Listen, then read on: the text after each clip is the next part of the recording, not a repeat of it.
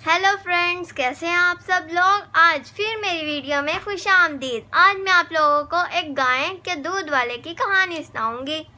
तो ये कहानी सुनने से पहले मेरे चैनल को सब्सक्राइब कर दें और साथ लगे बेल आइकन को भी प्रेस कर दें, ये बिल्कुल फ्री है। तो चलें स्टार्ट करते हैं।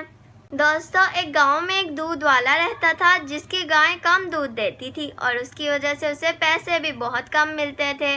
उसकी बीवी कभी भी उससे खुश नहीं होती थी। एक दिन अहमद कहता है, अरे मेरी गाय तो इतना कम दूध क्यों देती है। वो हर वक्त उसे यही कहता रहता और बाजार जाके उस दूध को बेचता, लेकिन फिर भी उसे कुछ हासिल नहीं होता। कुछ पैसे ही होते जिससे वो दो वक्त की रोटी खाते।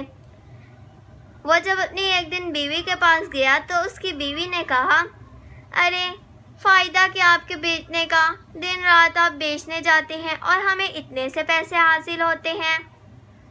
अहमद बस उसकी बातें सुन ही जा रहा था। वो कहती, आप इससे अच्छा ना ही बेचा करें, हमें फ़ायदा नहीं होता। इससे तो बस हम बड़ी मुश्किलों से दो वक्त की रोटी ही खाते हैं। अहमद ने कहा, तो खाते तो है ना, शुक्र अदा करो अल्लाह का। अगर ये ना होते ना तुम सड़क पर पड़ी होती। उसकी बीवी ने कहा, अरे बस बातें बनाना छोड़ दें। साथ वाले को देखें, वो अपनी बीवी के लिए इतने रोज सूट लेकर आता है और उसकी गाय भी एक है हालांकि, लेकिन वो दूध भी ज्यादा देती है। उससे जरा पूछ के तो आइए। अहमद ने कहा, मैं इन फजूल कामों में नहीं पड़ता। बस हमारी एक गाय है, जितना भी दूध देती है हमारा गुजारा हो जाता है। उसकी बीवी ने कहा, अरे कभी तो मेरी बात सुन लिया करें, मैं आपको अच्छा ही मशवरा दे रही हूँ। अहमद ने कहा, नहीं, रहने ही दो, मुझे तुम्हारे मशवरे की कोई जरूरत नहीं है। ये कह के वो चला जाता है। उसकी बीवी कहती है, चलो आज मैं उसके घर जाऊंगी साथ वाले के और उससे पूछूंगी वो करता क्या है। वो बहुत ही लालची औरत थी। अगले दिन जब वो दूध बेचने के लिए गया अहमद, तब पीछे से उस औरत ने अपने बच्चे को बुलाया और कहा, जाओ बेटा हमजा, देख कर आओ कि तुम्हारे बाप चला गया है कि नहीं। वो बाहर देखने गया। उसने देखा कि वो चला गया है। उसने अपनी अम्मी को बताया। उसकी अम्मी ने कहा, चलो बेटा तुम जाके खेलो, मैं आती हूँ कुछ ही देर में। वो चुपके से अपनी गाय के पास गई और उससे कहने लगी, अरे तू गाय है क्या है, इतना कम दूध देती है। और उसके बाद वो साथ वाले के गाय के बारे में सोचने लगी कि वो भी तो ऐसी है, वो तो इतना ज़्यादा दूध देती है। वो साथ वाले के घर गई और गेट बजाने लगी और कहने लगी, भाई सुनिए जरा। उसने कहा, हाँ बोलो।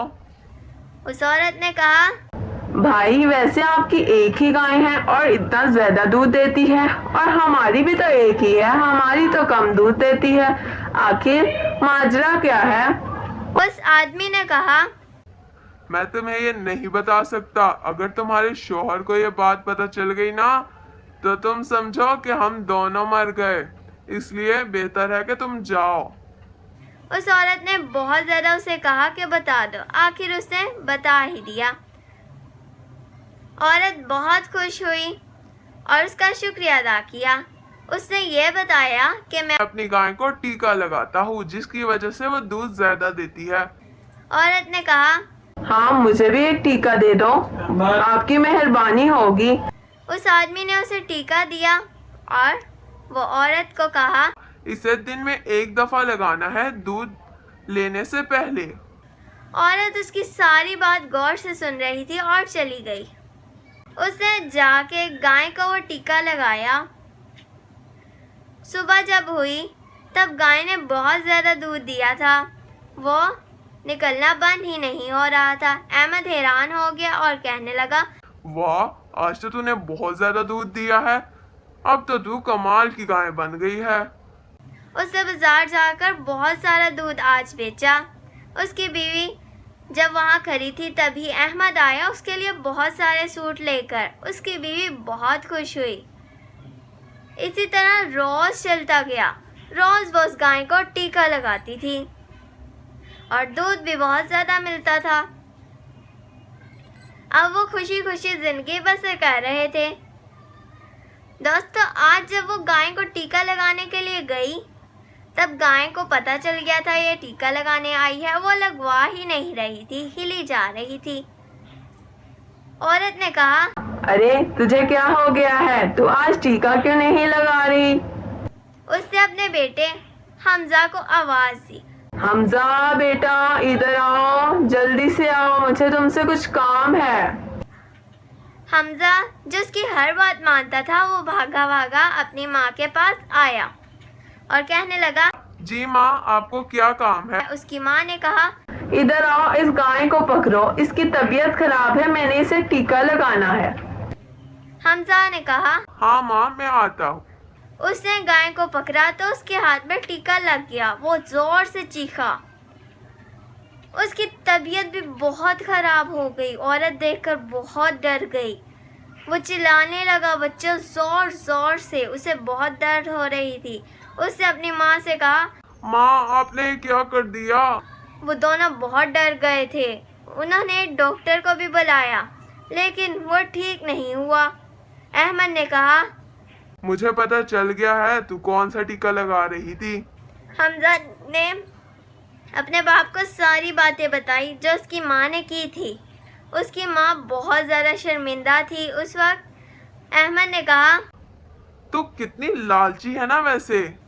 عورت نے اسے بہت معافی مانگی لیکن ابھی وہ عورت اندر سے ٹھیک نہیں ہوئی تھی۔ وہ لالچی تھی لیکن وہ دکھاوا کر رہی تھی۔ احمد نے کہا، تجھے ذرا سی بھی شرم نہیں آئی؟ تیری وجہ سے ہمارے بچے کی کیا حالت ہو گئی ہے۔